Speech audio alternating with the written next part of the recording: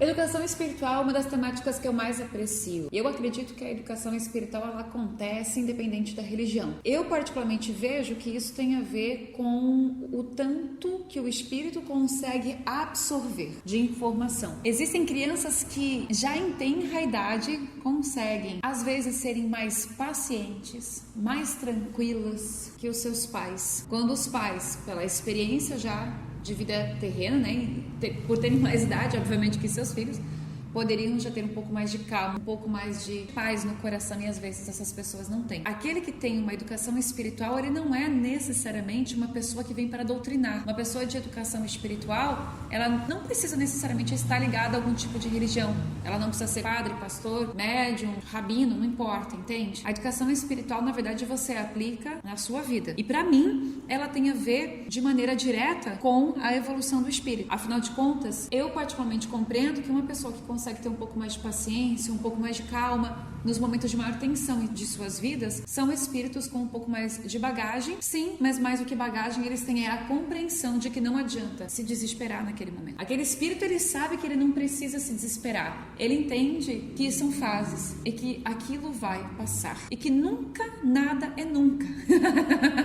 Que nunca nada termina, porque as fases terminam, obviamente. Se a gente for observar, né, tudo gira, a Terra gira, o mundo gira, a gente gira em torno do Sol. Nós somos feitos de fases: a fase do nascimento, das primeiras idades, a fase da infância, a fase da adolescência, a fase adulta, a fase que o corpo já não está mais suportando, essa fase mais terceira idade, quando a gente está idoso mesmo. A Lua é feita de fases, então nada é absolutamente eterno. E a morte do corpo físico é o início de uma outra fase também. Pode observar que a pessoa que não acredita que há uma continuação, ou a pessoa que não tem muita espiritualidade desenvolvida dentro dela, que não tem essa educação espiritual, quando alguém desencarna, ela fica em tal desespero porque ela vê que tipo assim, nunca mais eu vou ver aquela pessoa. É o que eu digo, aí nunca é nunca, entende? Porque esse nunca não se aplica no mundo espiritual. Você deixar de ver uma pessoa só se você não merecer. Agora, deixar de ver uma pessoa porque morreu e que ninguém nunca mais vai se encontrar, etc. Muito não ter luz, né? É aquele espírito, ele não tem essa educação espiritual. Porque independente da religião em que você esteja, tem pessoas que são evangélicas, mas acreditam que de repente a vida vai continuar depois, que você pode se reencontrar aquelas pessoas no plano espiritual. Algumas acreditam na reencarnação. Por quê? Né? Que de repente uma vai acreditar e outra não vai acreditar. Isso tem a ver com o espírito, tem a ver com como cada um de nós lá no interior vai realmente entender o processo espiritual. A nossa jornada de alma na Terra e a nossa jornada de alma também nos planos superiores. E essa educação espiritual você vai angariando ao longo de suas vidas, do seu processo reencarnatório. Religiões, quando não são fanáticas, elas conseguem instigar isso em nosso espírito. Quando elas são fanáticas, ou quando a gente, às vezes, naturalmente pode criar um fanatismo sobre isso, a gente bloqueia essa educação espiritual. E nós vamos colocar as regras de determinado culto, de determinado caminho religioso, acima da compreensão sobre o próximo, que muitas religiões fazem quando resolvem dizer que, sei lá, o espiritismo é obra do demônio, a Umbanda é obra do demônio, por exemplo. Aí vem com aquele discurso, meu Deus não erra, o meu Deus não erra. Então, assim, Deus não criou o gay, então gay não é obra de Deus. Eu já escutei coisas desse tipo a respeito dos homossexuais e tudo aquilo que é um pouco diferente, né, do que é compreendido como normal diante de uma sociedade. É uma pena, mas isso tem a ver com um fanatismo e com um bloqueio.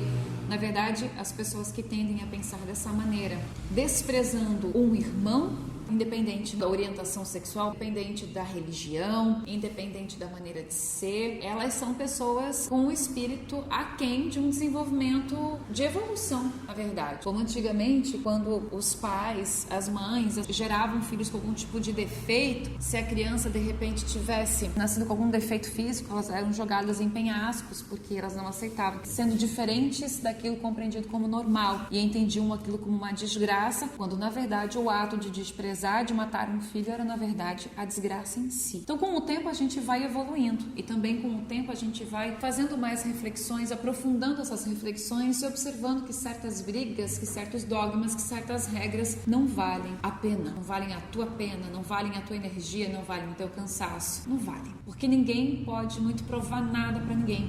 E aquilo que é verdade para você não necessariamente vai ser verdade para o outro. Mas eu acredito que existe uma compreensão que envolve a maioria das pessoas, pelo menos eu creio, posso estar sendo utópica, mas eu realmente creio nisso, de que existe o livre-arbítrio, de que existe a crença naquilo que tudo que você faz vai voltar para você e que existe uma força maior geradora do universo. Essa força maior que gerou o universo, que criou, que você pode chamar de Deus, que você pode chamar de universo, enfim, cada uma com uma perspectiva, cada um de nós com uma maneira de entender e perceber as coisas, mas ela faz parte da nossa matriz, da nossa fonte de energia primária que faz com que estejamos vivos. E essa força motriz que nós possuímos, essa grande força interna que temos aqui dentro, que faz com que o sopro da vida de fato aconteça, ela está diretamente associada a essa evolução, a essa educação espiritual. No entanto, a natureza humana é fraca. Ser humano é ser fraco, tanto que a maioria das pessoas é fraca. E eu não estou falando isso a título de ofensa. Eu não estou falando isso como uma regra, como uma lei ou coisa do tipo. É apenas a minha opinião. Por que é fraco? Porque dentro de tudo que eu estudo, do meu ponto de vista, eu percebo que o homem conseguiu evoluir na ciência, nas tecnologias, na arquitetura, mas no lado moral ele é lento. Tem grandes dificuldades muitas vezes de assumir um pequeno erro, um pequeno problema, e desenvolvemos por conta disso diversos tipos de doenças, de síndromes, e duvidamos muitas vezes da nossa própria capacidade intuitiva, duvidamos da nossa capacidade como ser humano, como seres, pessoas pensantes e com capacidade de se desenvolver e chegarem até onde desejam. Talvez aí seja o problema. O que falta é o desejo. O desejo é a grande força que gera a energia capaz de você se movimentar. Você só se levanta para ir em busca de alguma coisa, você só sai da poltrona do seu sofá para pegar um copo de água se você estiver querendo muito aquele copo de água. E querer é diferente de necessidade. Querer é diferente de você precisar de alguma coisa. Pode ser que o teu querer seja a mesma coisa do que aquilo que você precisa, mas às vezes não. Tem pessoas que podem estar com fome, precisam comer, mas não querem se levantar para pegar um prato de comida, fazer a sua própria comida, porque a preguiça vai falar mais alto. Estou falando isso em questões bem cotidianas. Pense em coisas grandes. O que faz com que a gente se movimente, o que faz com que a vida aconteça, ela é o desejo. É o desejo que faz a vida acontecer. Quando você tem alguma vontade, você precisa, na verdade, ter o desejo daquilo e não a necessidade. Essa vontade, ela pode existir em você, mas mais do que isso, você faz necessário ter a força de vontade, porque é isso que diferencia os fracos dos fortes, a força de vontade. E é sobre essa força de vontade que eu quero frisar. É uma introdução longa? Não é nenhuma introdução. Isso aqui é todo o contexto para eu parar nesse momento e perguntar para você. Por que diante das tensões das nossas vidas, por que diante de nossas dificuldades, não estou falando de todos, mas por que é que o ser humano diante de certas tensões caminha para encher a cara, berra, grita, dá de dedo, impõe, usa drogas em geral lícitas ou ilícitas, e não consegue parar para fazer uma oração? Por que é que diante das tensões a gente se tranca no banheiro para chorar, se esconde em nossos quartos? É como a criança, quando ela fica brava, emburrada, ela vai, se joga na cama, puxa a coberta, vai para debaixo da cama, entra no guarda-roupa, se tranca no banheiro. Por que a gente tende a fugir diante das tensões? E a gente não consegue encarar, a gente não consegue se encarar, a gente não consegue se acalmar. Quando eu falo em fraqueza humana, é porque é da nossa natureza a fraqueza. Não só por isso, às vezes pelas dificuldades que carregamos de assumir nossos próprios erros, às vezes até mesmo de enxergar, de repente a gente pode até assumir, mas não consegue ver. Há algo que não nos deixa ver as injustiças que nós cometemos. Por que é que, por exemplo, vou falar de Brasil, por que é que no nosso país, na nossa terra, vende mais revista de fofoca? Falar em revista de fofoca é força de expressão. Por que é que os influenciadores que falam besteira, que não tem nada de bom para te influenciar na vida, têm mais seguidores do que pessoas que têm conteúdo rico em cultura, diversas áreas? Por que é que a gente tem a tendência para aquilo que é fútil? Por que é que as músicas de baixo calão, de baixo texto, de baixa harmonia, de baixa qualidade vocal, vendem muito mais do que as músicas mais poéticas, com letra, com reflexão, com aquilo que pode alimentar sua alma? Isso é fraqueza humana também. Por que as pessoas brigam em época de política? Porque querem provar para o outro e não aceitam que pensem diferente um do outro, que o seu candidato é melhor do que o dele, etc. Meu candidato é melhor que o seu. Você que não sabe de nada. E enquanto a voz dessa pessoa que está falando não for aceita com todas as forças e com toda a humildade pelo outro lado, errado, esse aí não te presta, não vale mais nada pra você. Aí os irmãos deixam de conversar, as pessoas deixam de falar, tudo deixa de acontecer justamente por quê? Porque alguém quer impor a sua vontade pro outro. Isso é fraqueza, porque se a gente fosse forte de verdade, a gente se respeitava. E ninguém precisa impor a opinião pro outro. Aqui no canal, uma vez eu ri, eu recebo no direct alguém assim, viu um vídeo meu e pensa diferente. Aí a pessoa ela vai lá e ela diz assim, eu já, em caixa alta, né? Parece que a pessoa tá berrando contigo. Eu já falei pra você, Fernanda.